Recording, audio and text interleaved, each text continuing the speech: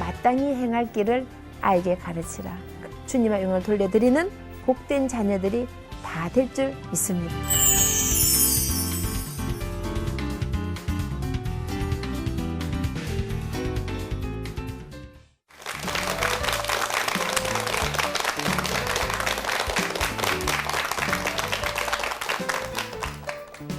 안녕하세요. 황경혜입니다. 하나님 안에서 글로벌 인재 키우기 오늘 5번째 시간을 맞이했습니다. 지난 시간에는 첫 번째 하나님 중심의 삶, 두 번째 인성을 갖춘 삶, 인격을 갖추는 그런 자녀를 키우는 거, 세 번째는 교육이 가장 큰 투자이다. 네 번째는 최선을 다하는 삶의 자세를 가르친다. 그게 이어서 오늘은 5번째 도전하는 삶에 대해서 말씀드리고자 합니다. 우리가 살아가면은 우리에게 꿈이 있어야 되잖아요. 특별히 우리 어린 자녀들에게는 꿈을 심어주는 것이 굉장히 중요하다고 생각합니다. 저도 어릴 때 참 감사한 것은 저희 아버님이 초등학교 처음 들어갔을 때 세계 지도를 사주셨어요. 그래서 책상 앞에 붙여 놓으신 거예요. 제가 자란 시골은 굉장히 차도 잘 없었고 그때는 뭐 기차만 하루에 몇 번 다니고 택시도 물론 없고 제가 자랄 때만 해도 구름마가 있었어요. 구름마. 이해가 안 되시겠지만 그리고 조금 더 시간이 지나서 경운기가 나왔어요. 정말 그런 시골이었는데 아버님이 그 세계 지도를 책상에 붙여놓고 그 지도를 바라보면서 꿈을 크게 가져라. 그래서 네가 앞으로 저 세계를 향해서 나갈 것이니까 그 세계를 항상 머리에 두고 항상 바라보면서 마음속에 꿈과 비전을 가져라. 그 말씀 주신 거예요. 근데 참 감사하게도 제가 그 매일 보게 되니까 저도 모르게 제 자신이 꿈이 커지는 거예요. 그냥 정말 시골에 자랐지만 그 시골이 내 무대가 아니고 내가 앞으로 저 세계를 향해서 나갈 수 있겠구나 하는 그런 자신감이 생기는 거예요. 그래서 결국은 그 꿈대로 그 바라는 대로 전 세계 다니면서 이렇게 복음을 전하게 됐다는 거예요. 그래서 우리 아이들에게 가장 중요한 것은 우리 부모님들이 꿈을 심어주는 거. 목표가 있어야 되잖아요. 삶에 있어서 우리가 목표가 없으면은 방황하게 되고 또 좌절하게 되고 또 때로는 힘이 없고 뭘 해야 되는지 뭐 때문에 살아야 되는지 갈등을 많이 겪게 되잖아요. 근데 어떤 아이들에게 꿈이 있다면은 우리 모든 자녀들이 그 꿈을 향하게 나가게 되는 거예요. 그래서 아이들이 꼭 꿈을 심어주기 굉장히 중요하다는 거. 그래서 그 꿈을 향해서 나갈 수 있도록 우리 부모님이 뒤에서 밀어주는 거예요. 모든 아이들이 다 뭐 1등은 할 수 없겠죠. 그렇지만 1등을 향해 나갈 수 있도록 뒤에서 밀어주는 것은 부모님들의 몫이라는 거예요. 제가 자랄 때 보면은요, 아이들이, 엄마들이 그러잖아요. 너 커서 뭐 될래? 뭐 되겠어요? 커서 뭐 될래? 엄마가 그렇게 말하면은 말한 대로 되는 거예요. 이왕이면은 너는 하나님의 사랑을 입은 자야. 너는 축복의 통로가 될 거야. 너는 복의 근원이 될 거야. 너는 복에 복을 더할 거야. 세상을 변화시킨 인물이 될 거야. 너는 하나님의 사랑을 입은 이렇게 축복임을 해주면 좋잖아요. 그래서 아이들에게 그 꿈을 가지고 정말 비전을 가지고 살아갈 수 있도록 확실한 걸 심어주는 게 좋아요. 다 뭐 대통령 되고 다 1등 할 필요는 없지만 그 각자에게 주신 은사와 달란트대로 아이들이 그걸 목표를 정해서 나갈 수 있도록 그러니까 어릴 때 이렇게 꿈을 가질 수 있도록 그러니까 좋은 위인전이라든가 훌륭한 사람을 이렇게 모델로 삼아서 그 사람의 삶을 닮아가도록 그래서 부모님이 이끌어준 것이 굉장히 중요한 것 같아요. 저도 세 자녀를 키워봤지만 이렇게 아이들이 자기들 어떤 목표를 정하고 꿈을 정하고 어떤 자기 나름대로 어떤 롤 모델이 있는 것은 그 아이들이 도전한 힘이 생기고 꿈이 생기다는 거예요. 그래서 우리 부모님들이 특별히 아이들이 어릴 때 그 꿈을 확실히 심어주는 것은 굉장히 중요하다는 거. 저희 큰딸이 그 초등학교 1학년 때 이렇게 버스를 타 학교를 가는데요. 백인 아이들이 막 놀린 거예요. 뭐 한국에서는 그런 일이 잘 없겠지만 특히 외국에 살다 보면은 그 인종차별이 아직도 많이 있거든요. 그래서 아이들이 버스를 학교 가는데 막 놀리는 거예요. 막 눈이 찢어졌다, 뭐 코가 납다 이러면서 막 놀리니까 애가 너무너무 속상해가지고 울고 집에 들어온 거예요. 그래서 제가 그 아이를 데리고 가서 그 백인 애 놀린 집을 찾아갔어요. 찾아가서 그 부모님을 만나서 당신 할아버지가 미국에 좀 먼저 온 것 같은데 우리 할아버지 늦게 왔다고 유세하지 말라. 뭐 일단 기선제압을 해야 되잖아요. 그렇게 하고는 또 재미있는 법이 있어요. 지금도 인종차별을 하지만 그 인종차별의 법은 굉장히 무서워요. 그래서 인종차별을 하게 되면은 그 아이들이 뭐 정규학교를 못 다닌다든가 이제 문제아들 다니는 학교를 가야 되는 거예요. 그럼 이 문제아 다니는 학교는 많이 있지 않아요. 한 동네에 한 시 하나밖에 없기 때문에 그 아침 저녁으로 엄마가 차를 타고 데려줘야 되는 거예요. 왜냐하면 그런 학교는 버스도 서울버스도 안 다니고 이러기 때문에 아침에 왕복 2시간, 저녁에 또 데리러 왕복 2시간, 그럼 하루에 4시간을 엄마가 6년을 데려 다니려 해보세요. 얼마나 힘들겠어요. 그 엄마 딱 생각해보니까 이거 안 되겠거든. 그래서 잘못했다, 미안하다, 절대 그런 일이 없도록 우리 아이를 잘 훈련시키겠다. 이제 그렇게 얘기를 한 거예요. 그리고 이제 그 아이가 그 다음날 아침에 학교를 가려고 버스를 타고 가니까 그 버스 안에서 애들이 제 잘못 건드리면은 전부 다 우리 학교 못 다닌다 소문이 난 거예요. 그래서 그 다음부터는 아이가 놀림 당하지 않고 학교 생활 잘 했거든요. 그래서 제가 아이를 불러서 집에 와서 얘기를 했어요. 너는 미국에서 태어났으니까 미국 아이야. 그리고 너는 한국 부모의 피와 뿌리를 가졌으니까 한국 아이야. 그리고 너는 무엇보다도 하나님의 자녀야. 만왕의 왕, 만주의 주가 되신 주님이 내 아버지야. 그 특권을 가지고 당당하게 걸어가야 되는 거야. 너는 하나님의 자녀로서 절대 굴할 필요가 없는 거야. 그 아이가 믿는 하나님이나 너가 믿는 하나님 똑같은 하나님이고 너의 아버지야. 그런 마음을 딱 심어줬어요. 그랬더니 얘가 이제 얼마나 자신감이 있고 당당해졌는지 그 백이날에부터 놀림받던 아이가 초등학교 졸업할 때 학생회장도 하고 고등학교 때는 4,000명 중에서 또 부회장도 하고 그래서 성공적으로 학교생활 잘 할 수 있는 거예요. 그래서 결국은 그 놀림받던 아이가 당당해지고 자신감이 생기니까 백악관까지 가서도 일할 수 있게 되더란 거예요. 우리 자녀들은 하나님의 자녀잖아요. 하나님의 자녀는 왕의 자녀란 말이에요. 여러분 혹시 그 오바마 대통령 취임식 보신 분 계신지 모르겠어요. 그 취임식을 보면은요, 그 대통령의 두 딸 마리아와 샤샤가 그 백악관 향해 걸어갈 때 얼마나 자신감 있고 당당하게 걸어간지 몰라요. 사실 옛날에 40-50년 전만 해도요, 흑인 사람들은 사람 취급을 안 받았어요. 그래서 굉장히 인종차별이 심해가지고 화장실을 가도 흑인, 백인 따로 가고 식당을 들어가도 흑인, 백인 따로 가고 차를 타도 흑인, 백인 따로 차를 타고 교회조차도 흑인이 따로 이렇게 예배를 드는 정도로 인종이 굉장히 심했거든요. 불과 그 일이 40-50년 전 얘기예요. 그런데 지금 자기 아버지가 일국의 대통령이 되니까 그 두 딸 마리아와 샤샤가 당당하게 백악관을 향하여 걸어가더라는 거예요. 일국의 대통령의 딸도 그렇게 자신감 있고 당당한데 우리 자녀들은 하나님의 자녀잖아요. 만왕의 왕, 만주의 주님의 자녀이기 때문에 더 당당하게 걸어가야 된다는 거예요. 우리 믿는 자녀들이 안 믿는 자녀들에게 짓밟히고 놀림당하고 손가락질 당하게 되면은 우리 아버지가 왕인데 왕 대신 주님이 얼마나 속상하시겠어요. 여러분 요즘 사극 보시는지 모르겠어요. 요즘 제가 동의가 너무 재미있어서 보고 있거든요. 그거 보면은 그 세자들이 나오잖아요. 왕세자 또 세자 이렇게 교육을 받는데 왕실에서 그 세자들에게 특별 교육을 시킵니다. 공부도 특별 교육을 시키고 무술과 무예와 예절과 도덕과 모든 것을 가르쳐서 나라를 다스려간 임금으로서 훈련을 받는 거예요. 그리고 왕자로서 당당하게 살아가도록 특별 교육을 받는다는 거예요. 그런데 우리 자녀들은 일국의 왕의 아이들이 아니라 만왕의 왕, 만주의 주님의 자녀란 거예요. 그렇기 때문에 우리 자녀들은 거미보다 더 잘 교육시켜야 된다는 얘기입니다. 아멘.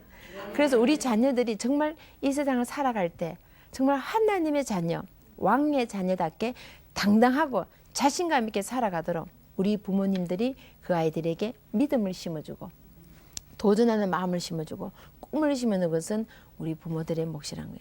그렇게 했을 때 그 아이들이 이 세상에 나와서 정말 사회를 변화시키고 하나님 앞에 영광을 드리는 복된 자녀들, 글로벌 인재들이 다 될 줄 믿습니다. 아멘. 제가 딸에게 그랬어요. 너가 앞으로 이 땅에 살아가면서 인종차별의 벽을 뛰어넘든지 뚫고 나가지 못하면 너는 영원한 실패자가 되는 거야. 너가 여기서 뛰어넘어야 돼. 아니면 뚫고 나가야 돼. 그렇게 해야 앞으로 네가 살아갈 수 있는 거야. 그런 확신을 딱 심어주게 되니까 나중에 이 아이가 너무 당당해진 거예요. 그래서 백악관에서 일을 할 때도 너무 자신감이 당당하니까 사람들이 묻더래요. 너 무슨 백으로 들어왔냐. 너무 당당하니까. 그래서 그랬대요. 자기는 하나님 백으로 들어왔다. 우리 자녀들은 이 백을 누리고 당당하게 멋있게 살아갈 책임이 있다는 거예요. 그 책임을 아이들에게 심어주는 것은 우리 부모님들의 몫이라는 거예요. 여러분의 자녀는 모두 다 하나님의 자녀고 왕의 자녀잖아요. 그래서 우리 모두는 왕실 교육을 시키는 부모님이니까 우리는 누구예요? 왕비마마예요. 사실 제 미국 이름이 에스더거든요. 그 에스더니를 알다시피 페르시아의 왕비였잖아요. 그래서 이 딸이 저기 편지를 쓸 때 꼭 그렇게 써요. 퀸 에스더. 왕비 마마님께 편지 드립니다. 그래서 저도 딸에게 꼭 편지를 보낼 때는 공주 마마, 프린세스 이렇게 보내요. 왜냐하면 우리 자녀들은 하나님의 왕의 자녀이기 때문에 다 공주 왕자잖아요. 그 아이들이 공주 왕자를 키우니까 우리는 누구예요? 왕비인 거예요. 그래서 퀸 에스더 꼭 이렇게 편지를 보내거든요. 그래서 우리 자녀들에게 정말 하나님의 자녀의 특권으로 살아갈 수 있도록 왕실 교육을 시켜서 이 자녀들이 세상을 이끌어가는 지도자가 되고 세상의 빛이 되고 소금이 되고 세상을 변화시키는 그리스도의 향기가 되어서 저들의 삶을 들여 하나님께 영광을 드리도록 그런 믿음의 자녀로 복된 자녀로 키울 책임이 우리 모든 부모님들에게 있다는 거예요. 저희들이 어릴 때 보면은요, 저는 아주 시골에 자랐잖아요. 동네 이렇게 나가 보면은요, 막 소리가 막 들려요. 이 망할 놈의 자식아. 들어보신 분 계실 거예요. 그럼 자식이 망하는 거예요. 그 자식이 잘못해서 망하는 게 아니에요. 부모님이 망할 놈 했으니까 안 망하면 비정상인 거예요. 그 어릴 때 망할 놈, 그걸 망하는 거예요. 그리고 이 빌어먹을 자식아, 빌어먹습니다. 그 자식이 잘못해서 빌어먹은 게 아니에요. 부모가 빌어먹으라 했으니까 안 빌어먹으면 안 되는 거예요. 그래서 앞집에 가서 빌리고 뒷집에 가서 빌리고 옆집에 가서 빌리고 언니인데 빌리고 오빠인데 빌리고 형인데 이렇게 사는 거예요. 여러분 자녀들이 빌리고 살았으면 좋겠습니까? 은혜를 많이 받아서 복에 복을 더해서 퍼주고 살았으면 좋겠습니까? 아멘. 이 세상의 모든 부모들의 바람이 자식이 잘 되고 성공하고 퍼주고 풍성하고 잘 사는 걸 바라잖아요. 그러려면은 절대적으로 우리 부모님들이 언어를 조심하셔야 되는 거예요. 정말 이 아이들이 하나님의 자녀로 당당하게 살아가려면은 부모님들이 언어를 조심해요. 어떤 때 우리 애들 키우면 속상할 때 있잖아요. 속에서 부글부글 끓을 때 있죠. 저 이러면서 화가 나더라도 속으로 삼키시고 이빨 한번 깨무시고 이왕이면은 너는 복에 복을 더할지어다 복의 근원이 될지어다 너는 축복의 통로가 될지어다 너는 하나님의 기업을 입은 자야 이렇게 멋지게 해주면요 그 자녀들이 그 말대로 된다는 거예요. 그래서 절대로 자녀들에게 말을 조심해야 돼요. 언어를 특별히 우리 엄마들은요 화나면요 아시죠? 이 뚜껑 열리잖아요. 열리면은 할 말 안 하면 막 하게 되잖아요. 그래서 하고 나면 또 후회되잖아요. 괜히 마음 아프고 내 배로 아파가지고 힘들게 난 자식인데 왜 그 자식이 망했으면 좋겠어요. 다 성공하길 바라는데 순간적으로 망하는 얘기를 하는 거예요. 네가 그렇게 공부해서 어느 대학 가겠니? 어느 대학 가겠어요? 못 가는 거예요. 야, 너는 그렇게 하면은 지혜를 하나님이 주셔서 네가 원하는 대학도 가고 너는 훌륭한 인물이 될 거야. 너는 세상의 빛이 될 거야. 이렇게 해주면 그대로 되는 거예요. 저희 아들이 제가 이제 간증을 드리겠지만 공부에 별로 관심이 없었어요. 그냥 운동 좋아하고 놀기 좋아하고 친구 많고 얼마나 운동을 좋아했으면은 수영, 다이빙, 아이스케이팅, 볼링, 농구, 야구, 배구, 축구, 스키, 산악, 자전거, 펜싱까지 만능 선수였어요. 그래서 실제로 대학에서 그 펜싱 선수로 뛰었거든요. 그래서 주장도 지내고 최우수 선수도 받고 또 금메달도 이렇게 사는 그 만능 선수예요. 그렇게 운동을 하려니까 뭐 공부에 관심이 있겠어요. 별로 관심이 없는 거예요. 근데 제가 아들 보고 야 너는 공부도 못하고 빌빌거리니 그렇게 했으면은 아직도 빌빌거릴 거예요. 근데 제가 아들에게 야 너는 천재다 천재. 공부도 안 하는데 A 반응 보면 신기하단 말이야. 제가 그 딸들에게는요 한 번도 천재라고 말한 적 없어요. 왜냐하면 말 안 해도 공부 잘하고 1등 하는데 굳이 천재를 하면 괜히 교만해지잖아요. 그래서 한 번도 딸에게는 천재라고 말한 적 없었지만 이 공부 한 번 1등보다 이 아들에게는 항상 저 천재라 그랬어요. 너는 천재야 천재. 너는 앞으로 세계적인 인물이 될 사람이야. 너는 앞으로 미국의 대통령이 될 자격이 있는 사람이야. 별로 공부에 관심 없고 놀기 좋아하는 그 아들이 그렇게 말을 했어요. 그런데 보세요. 이 아들이 어느 날 저에게 이런 고백을 했어요. 고등학교 1학년 됐을 때 엄마, 우리 엄마가 나를 키운 것에 대해서 부끄럽지 않도록 자랑스러운 아들이 되겠습니다. 여러분 아이들은요 말 안 듣는 것 같아도요 엄마, 아빠 얘기가 다 듣습니다. 다 듣습니다. 특히 이제 10대 아이들은 말하면 잔소리라고 뭐 문쾅 닫고 귀 막고 막 이럴 때 있잖아요. 그래도 말을 듣더라는 거예요. 그 말을 듣고 가슴으로 새기고 머리로 새기고 몸으로 새겨서 이 때가 되니까 열매로 나타나는 거예요. 그래서 계속 보니까 공부도 안 하고 놀기 좋아하고 운동 좋아하는데 우리 엄마가 내가 천재라 그러지 세계에서 인물이 된다 그러지 미국 대통령이다 이러니까 자기도 마음에 조금 양심이 찔렸던가 봐. 사실 미국 대통령이 된 첫째 자격 조건이 합법적으로 미국에서 태어나면 되거든요. 태어났으니까 제가 엄마가 거짓말한 건 아니잖아요. 일단 제1호 태어나면 되니까 합법적으로 된다는 거예요. 그래서 되는 걸 얘기해 주는 거예요.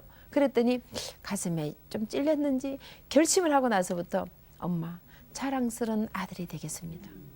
그 말 다 새겨 들었더라는 거예요. 그러고 나서 그때부터 마음을 잡고 공부를 하더니 얼마나 열심히 공부를 하는지 막 새벽 2시까지 공부하는 거예요. 그래서 아들에게 아들아 평소에 하던 대로 해라. 그랬더니 엄마 제 나름대로 목표가 생겼어요. 엄마가 나를 키운 것에 대해서 부끄러워하지 않은 아들이 되기 위해서 열심히 공부해서 좋은 대학 가야 되잖아요. 그리고 엄마가 이렇게 힘들게 일을 하는데 엄마가 힘들지 않게 장학금을 받아서 공부를 해야 되니까 장학금 받으려면 열심히 공부해서 좋은 성적이 나와야 되니까 열심히 공부하겠습니다. 그때부터 막 열심히 공부를 하는데요. 제가 걱정이 될 정도예요. 너무 열심히 하는 거예요. 그래서 결국은 고등학교 졸업할 때 평균 점수 99.9로 졸업하더라고요. 아이들은요 무서워요. 마음만 딱 먹으면은 세상이 뒤집어지고 바뀌는 거예요. 그래서 절대적으로 아이들에게 언어를 조심하셔야 되는 거예요. 그렇게 했더니 이 아들이 공부 우수한 성적을 졸업을 하고 미국의 명문 보스턴 대학 국제정치외교학과 4년제 장학금을 받고 하고 그래서 엄마가 힘들지 않게 장학금에서 공부할 수 있도록 또 그렇게 하고 또 나중에는 미 외교관 장학금을 받아서 미국 정부가 석사 공부 끝날 때까지 대학원 마칠 때까지 전액 학비를 다 돼서 공부시켜주니 공부 학비 걱정도 없고 지금 이미 미 외교관으로 훈련을 받고 있는 거예요. 그러니까 여러분 자녀들에게요 절대적으로 언어를 조심하시는 거예요. 여러분 자녀가 정말 하나님 안에서 글로벌 인재가 되고 멋진 인물이 되고 성공적인 자녀를 원하신다면 특히 엄마들이 언어를 조심하셔야 돼요. 왜냐하면 아이들은 그 엄마와 같이 많이 있잖아요. 물론 우리 아버님들도 절대적으로 조심하셔야 돼요. 너는 애비를 닮았니? 어미를 닮았니? 그렇게 말하는 사람 있잖아요. 이왕이면 자녀들이 부모의 좋은 것만 닮으면 되는 거예요. 왜냐면 우리는 다 결점을 가지고 있잖아요. 완벽한 사람 아무도 없어요. 저도 결점 많고 실수 많고 문제 많고 다 어려움 많아요. 그렇지만 정말 우리 자녀들이 부모의 좋은 거 닮으면 되잖아요. 그보다 더 나아가서 더 예수님을 닮아가면은 더 좋아질 거 아니에요. 그래서 우리 아이들 삶 속에 정말 절대적으로 엄마들이 아빠들이 언어를 조심해서 이 아이들이 하나님의 자녀로 멋지게 살아갈 수 있도록 이왕이면은 복을 빌어주라는 거예요. 이 복이라는 것은 사랑하는 자여 내 영혼이 잘된 같이 범사에 잘되고 강건한 복을 누리는 거예요. 그런 복을 누리게 되면은요 만사형통의 만사형통 걱정하실 필요 없는 거예요. 일단 첫째 중요한 것은 영혼이 잘 되면 다른 게 다 잘 되잖아요. 우리 자녀들 공부 안 했는데 뭐 숙제 안 하는데 뭐 시험 힘든 이런 걱정할 필요 없는 거예요. 왜냐하면 영혼이 잘 되면 범사가 잘 되고 강건해지니까 그런 복을 누리도록 부모님들이 절대적으로 언어를 조심하시는 거예요. 아이들은 부모의 말을 먹고 자랍니다. 그 말한 대로 이루어지더라는 거예요. 제 개인적으로도요. 저희 어머님이 항상 저에게 너는 열국의 어미가 될지어다. 제가 힘들고 어릴 때마다요. 막 속상해 있고 화가 나 있고 막 어려운 문제 생겨 하면은 주님이 너를 훈련시켜서 큰 그릇으로 만들기 위하여 너를 연단시키시는 거야. 그런 연을 다 통과하고 나면 주님이 너를 열국의 어미가 되게 하시려고 너를 만들어 가시는 거야. 잘 참고 견뎌라. 항상 그렇게 말씀해 주신 거예요. 어떤 때는 막 절망의 바닷속에 빠져서 허적거리고 사망의 엄침한 골짜기를 다니면서 헤매고 있는 그럴 때조차도 항상 어머님은 주님이 너를 훈련시켜서 연단시켜서 사용하시려고 지금 과정에 있는 거야. 그걸 잘 통과하면은 주님이 너를 열국의 어미가 돼. 그런 말을 하시는데요. 이해가 안 되는 거예요. 아니 도대체 이 사망의 엄청난 골짜기에서 헤매는 내가 어떻게 열국의 어미가 되는가? 무슨 조건으로 무슨 자격으로 그렇게 될까? 항상 의심이 됐지요. 그런데 그 어머니의 기도대로 어머니의 말씀대로 이루어지더라는 거예요. 보세요. 제가 진짜 뭐 특별히 잘난 것도 없잖아요. 그렇다고 똑똑한 것도 아니고 무슨 교회가 박사도 아니고 교회가 정확한 사람도 아닌 저를 주님이 세우셔서 어머니의 말씀대로 열국의 의미가 되게 하시더란 거예요. 그래서 여러분 자녀들, 정말 여러분 자녀들이 바라는 사항이 있고 목표한 게 있다면 그 말을 해주는 거예요. 그러면 반드시 그 말대로 이루어진다는 거예요. 그래서 어머니 말대로 제가 열국의 어미가 된 것은 전 세계를 다니면서 모든 세상 어머니들에게 자녀는 이렇게 키우는 겁니다. 그렇게 얘기하게 되니까 어머니의 말씀이 그대로 이루어지더라는 거예요. 그래서 우리 자녀들 키울 때 가장 중요한 것은 좀 화가 나고 속상하고 좀 어려움이 있더라도 한 번 삼키고 한 번 더 생각해보고 내 자신을 다스려서, 그래서 우리 부모님들이 먼저 기도와 말씀을 가까이 해야 되는 거예요. 왜냐하면 그거를 잘 하지 않으면요 안 돼요. 왜냐면 우리는 인간이기 때문에 문제 부딪히면 화보다 나잖아요. 누구든지 화나고 속상하고 애들 말 안 들으면은 막 온갖 말 막 퍼붓잖아요. 누구든 똑같이 그래요.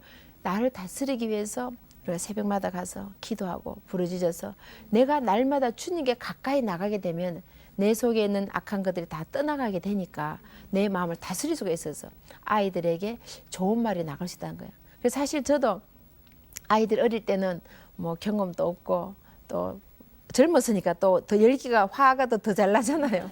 그러니까 막 화난 대로 막 했는데요. 제가 지금 돌게 생각하면 너무 가슴 아픈 거예요. 그래서 내가 둘째 때는 조금 더 나아야지. 셋째 때는 조금 더 나고 이제 조금씩 나아지는 거예요. 그래서 제가 내가 넷째가 있으면 애를 너무 잘 키워줄 것 같은데 항상 그런 마음을 가졌거든요. 제가 그런 마음을 가지고 오늘 우리 방청객 계신 분들이나 이 방송하는 모든 시청자분들의 자녀들이 정말 저의 넷째 아이라는 마음으로 여러분 자녀들이 멋지게 키워서 저보다 더 훌륭한 자녀들을 더 잘 키우게 될 줄 믿습니다. 아멘. 그래서 실수하고 잘못한 그 모든 경험이 되어서 내가 정말 조심해야 되겠다. 이제 나이가 들어가고 연륜이 들어가고 신앙 연륜이 자꾸 깊어 갈수록 그게 좀 다스려지는 거예요. 옛날에는 애들이 말 안 들으면 속 상해서 막 화가 나가 막 있는 없는 막 퍼붓다가도 이제 내가 좀 참아야지, 한 번 더 참아야지, 한 번 더 기도해야지, 이런 마음이 생기는 거예요. 그래서 우리 부모님들이 그런 경지 이르기까지 우리 스스로가 하나님 가까이 나가야 되는 거예요. 내가 하나님께 가까이 나가지 않고 말씀을 가까이 하지 않고 기도 생활을 하지 않으면은요 내 영성이 없으면은 그게 안 되는 거예요.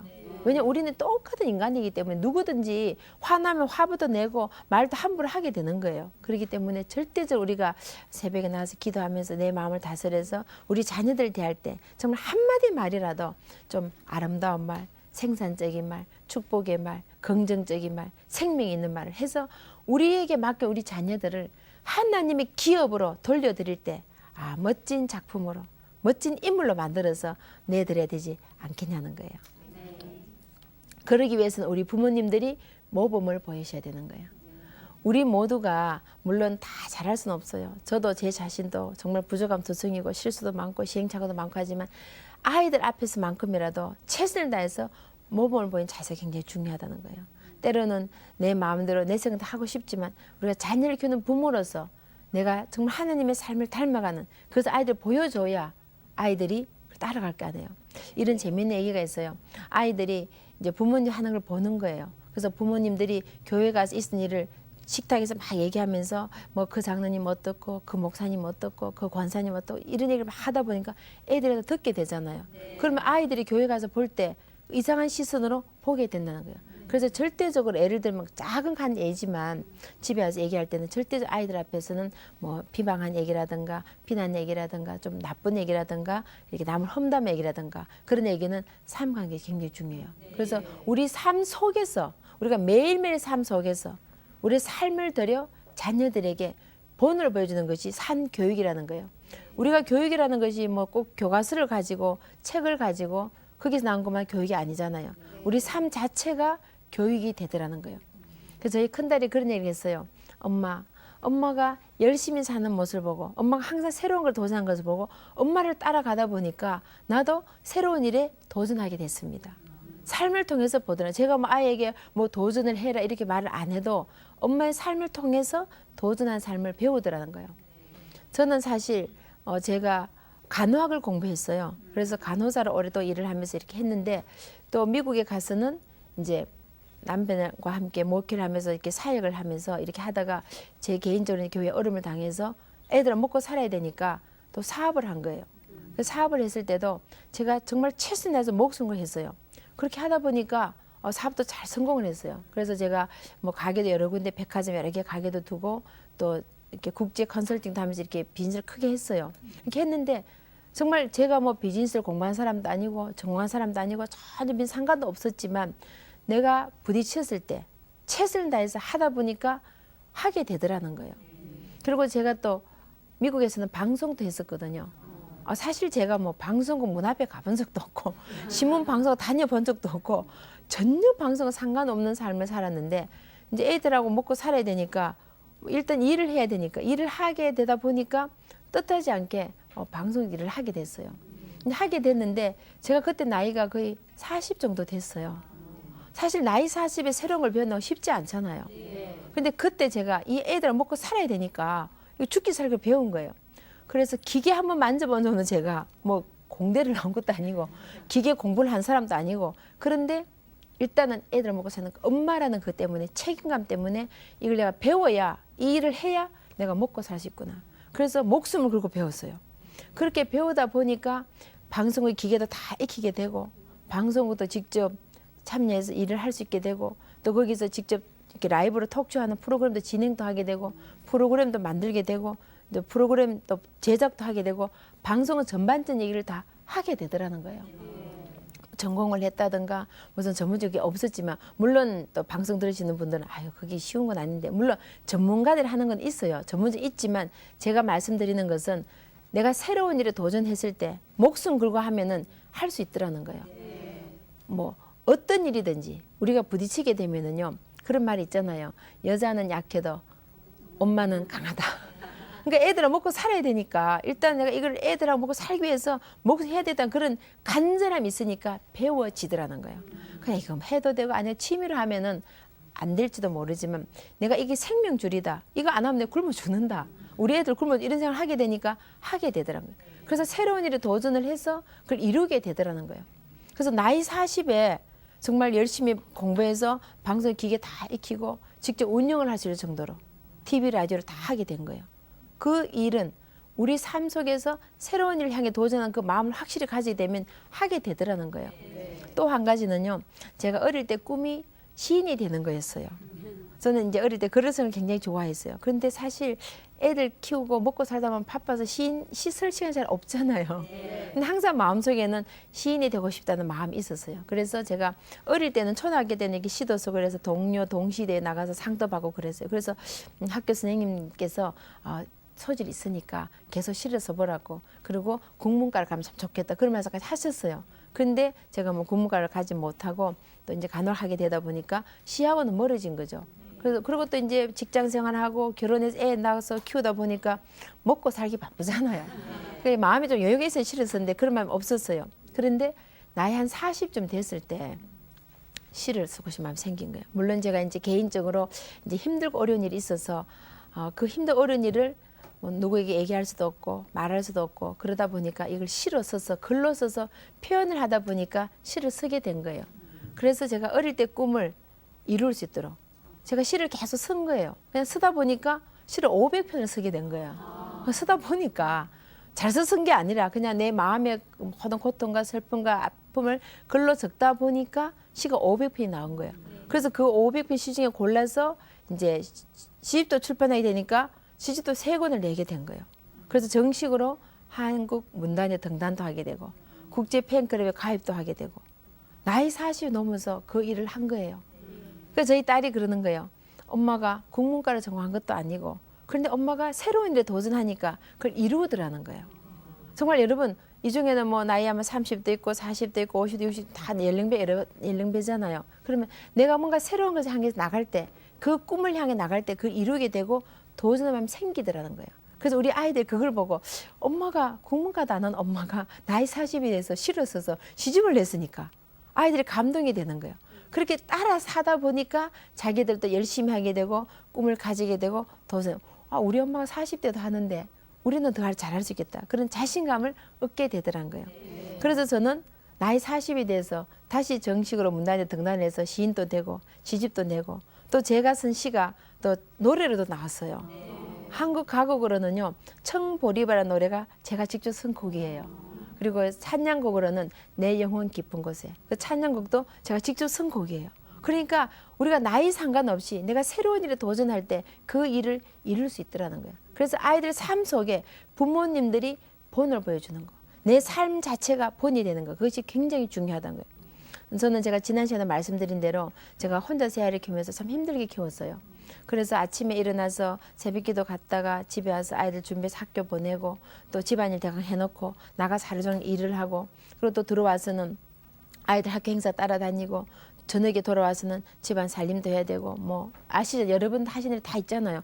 반찬도 만들어야 되고, 빨래도 해야 되고, 서류도 정리해야 되고, 집안 살림 다 하고, 그것도 시간을 쪼개서 저녁이 되면 아이들 공부할 때 같이 시도 쓰고 이렇게 한 거예요. 그리고 이제 아이들이 밤에 공부할 때 아이들 보초로 쓰는 거예요. 왜냐하면 아이들이 이제 운동선수였기 때문에 학교 갔다 오면 너무 피곤해서 그냥 자기도 모르게 잠들어 자는 거예요. 그 다음날 시험이 있고 또 그 다음날 또 중요한 숙제도 있고 이런데 깜빡 잠이 들으면 그냥 아침까지 자잖아요. 그러니까 엄마가 보초로 써야 되는 거예요. 왜냐하면 잠들어 버리면 내일 시험 망치죠. 또 내일 중요한 시험 아니 숙제물도 있는데 그 망치면은 성적이 다 떨어지고 하니까 보초로 쓰는 게, 밤 12시 돼서 방에 가보고 자면은 얘야 내일 숙제 마감 날이잖아, 내일 시험이잖아, 이렇게 깨워놓는 거예요. 그리고 깨워가 또 공부하는 거 보면은 또 피곤하니까 또 자는 거예요. 그래서 밤새도록 보초로 쓰는 거예요. 그렇게 보초를 10년을 보초로 쓴 거예요. 왜냐면 제가 이제 아이가 셋이고 터울이 2년이다 보니까 큰딸이 고등학교 4년, 아들이 고등학교 4년, 막내 고등학교 4년, 그러다 보니까 거의 10년을 밤에 보초로 쓰는 거예요. 그렇게 보초로 쓰다 보니까 밤에 잠을 잘 못 자는 거예요. 그리고 아침에도 일찍 일어나야 되고 또 살림도 해야 되고 여러 가지 일들이 많으니까 잘 못하는 거예요. 그렇게 정말 목숨을 걸고 최선을 다하고 그 삶을 통해서 아이들이 보더라는 거예요. 제가 아이들에게 뭐 공부해라, 숙제해라, 1등해라, 뭐 장학금 받아야 된다, 뭐 이런 말 안 했지만 엄마가 열심히 사는 모습을 보고 우리 엄마가 저렇게 열심히 하는데 우리도 열심히 공부해야 되겠구나. 엄마는 엄마로서 일을 해서 우리를 먹여 살리기 저렇게 열심히 하는데 우리는 학생으로서 열심히 공부해서 우리 엄마가 힘들지 않도록 엄마를 해서 장학금을 받아야 엄마 고생을 덜 할 텐데 그런 얘기를 하게 되는 거예요.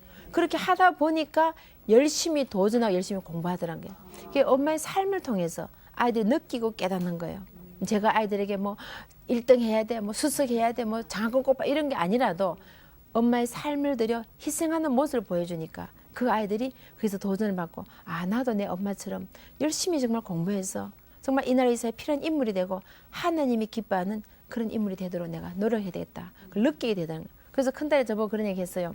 엄마, 제가 백악관에 오게 된 것도요, 엄마가 열심히 사는 그 모습을 보고 열심히 따라하다 보니까 백악관까지 오게 됐다는 거예요. 우리 자녀들은요 부모의 삶을 따라가잖아요. 아이들은 우리의 거울이라 그랬거든요. 우리가 거울 보는 것으로 나타나는 거예요. 우리가 정말 열심히 살면은 그 열심히 사는 모습을 따라서 아이들이 가는 거예요. 교회 가서도 마찬가지잖아요. 교회에서도 우리가 열심히 충성하고 열심히 봉사하고 열심히 달리다 보면 아이들 신앙이 따라오는 거예요. 그런데 엄마는 교회도 잘 안 가고 예배도 잘 안 드리고 뭐 기도도 잘 안 하고 그러면서 야 교회가 이러면은 안 따라가겠죠. 성경 말씀에다 보면요, 요한계시록 2장 10절 말씀에 죽도록 충성하라. 생명의 면류관을 내게 주리라. 우리가 교회 일이나 가정 일이나 사회에서나 어떤 분야에서 우리가 어떤 일을 하든지 우리가 속한 어떤 단체에서나 최선을 다해서 충성을 다하고 정말 목숨을 걸고 도전하고 그런 자세로 우리가 부모님들이 본을 보여주게 되면 우리 자녀들이 그 모습을 보고 따라서 그들을 하게 되더라는 거예요. 그러면 주님이 우리에게 생명의 면류관을 주시는 거잖아요. 저는 미국에서 이민 목회를 하면서요, 화장실 청소만 16년을 했어요. 사실 그 화장실 청소가 힘든 거잖아요. 왜냐하면 이민생활 다 힘들고 피곤하고 지치기 때문에 하루 종일 일주일 내내 일하고 주일 교회 와서 좀 이렇게 쉬고 안식을 얻기 원하는데 화장실 청소까지 하려면 너무 힘든 일이니까 제가 가시라 그래요. 그냥 가서 쉬시고 제가 하겠습니다. 그래서 화장실 청소만 16년 했거든요. 근데 보세요. 주님이 그걸 예뻐 여기시는지 저를 지금 전 세계 다니면서 화장실 안 하고 살 수도 해주셨잖아요. 제가 미국에서 운전을 할 때요, 얼마를 했는지 아세요? 1년에 8만 킬로를 뛰었어요. 1년에 8만 킬로를 뛰었어요. 그래서 한 10년, 20년 운전하다 보니까 100만 킬로 넘게 뛴 거예요. 한 100만, 200만 정도 뛴 거예요. 그래서 제가 기도를 했어요. 주님, 내가 이렇게 열심히 뛰고 평생 뛸 거 다 뛰었거든요. 그러니까 앞으로는 운전 좀 안 하고요. 살 수 있도록 해주세요. 그렇게 기도를 했어요. 그랬더니 보세요. 주님이 저에게 매니저까지 주셔서 제가 운전 안 하고 다닐 수 있도록 이렇게 해주시죠. 전 세계 다니면서 공짜 비행기 타고 다니게 해주시죠. 얼마나 감사합니까? 그러니까 우리 주어진 삶 속에서 열심히 부모님들이 본을 보여줄 때, 내 삶을 통해서 도전하고 최선한 그 자세를 보여주게 될 때 우리 자녀들이 그걸 보고 따라서 하더라는 거예요. 그래서 우리 부모들이 가장 좋은 아이들의 교육자입니다. 뭐 다른 교과서, 다른 책, 뭐 다른 유머서 그게 다 중요한 거 아니에요. 물론 그것도 필요하겠지만 더 필요한 것은 우리 자녀들에게 우리 부모님 자신이 모델이 되어서 교육자가 되는 겁니다. 그래서 우리 삶 가운데서 부모님이 본을 보여주게 될 때 그 부모님의 삶을 따라서 우리 자녀들이 도전하게 되고 또 그래서 그들이 꿈을 가지게 되고 또 우리 부모님 아이들에게 말을 조심해서 언어를 조심해서 그 아이들에게 정말 하나님 앞에 귀히 쓰임받는 그릇이 되고 일꾼이 되도록 잘 이끌어주면은 오늘 여기 방송된 모든 우리 신자물 자녀들이나 여기 계신 여러분 자녀들이 하나님 안에서 세계를 이끌어가는 글로벌 인재들이 다 될 줄 믿습니다. 아멘. 이제 말씀을 마무리해 드리겠습니다. 우리 5번째 도전하는 삶. 가장 중요한 것은 아이들에게 꿈과 비전을 심어주는 그것은 부모님들의 책임이고 몫이라는 것. 2번째는 아이들에게 절대적으로 언어를 조심하시는 것. 속상하고 힘든 일이 있더라도 절대적으로 아이들에게 하나님의 기업이고 주님이 내게 맡겨주신 선교지고 미션이기 때문에 이 아이들이 하나님 앞에 드려질 때 정말 잘 아름다운 인물로 드려질 수 있도록 언어를 조심해야 돼요.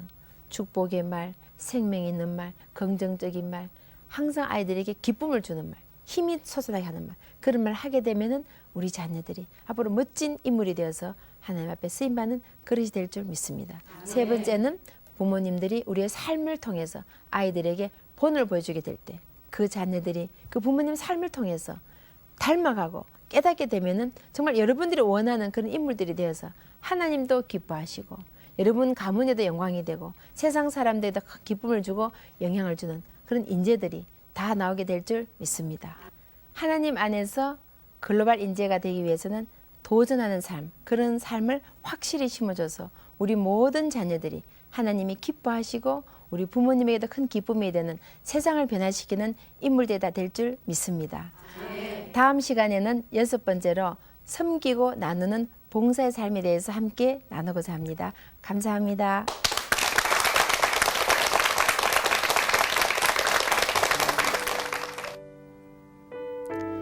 삶의 현장. 아침 일찍 복잡한 출근길, 밀리고 당기는 차들의 행진, 그 사이를 비집고 파고 들어간다. 출근부에 도장 찍고 따끈한 커피 한 잔, 하루의 일과가 시작된다. 분류하고 자르고 다듬고 만지고 다시 또 다듬어 예술 작품이 나올 때까지 수많은 손을 거쳐 용광로 속으로 들어간다.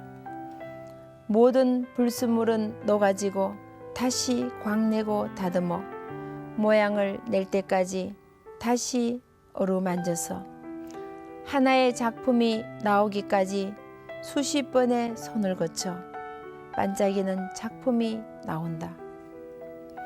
모든 사람들이 아끼고 사랑하는 예술품이 만들어지기까지 사람들의 수고와 노력은 쉴 틈이 없다. 우리의 인생도 이와 같으리라.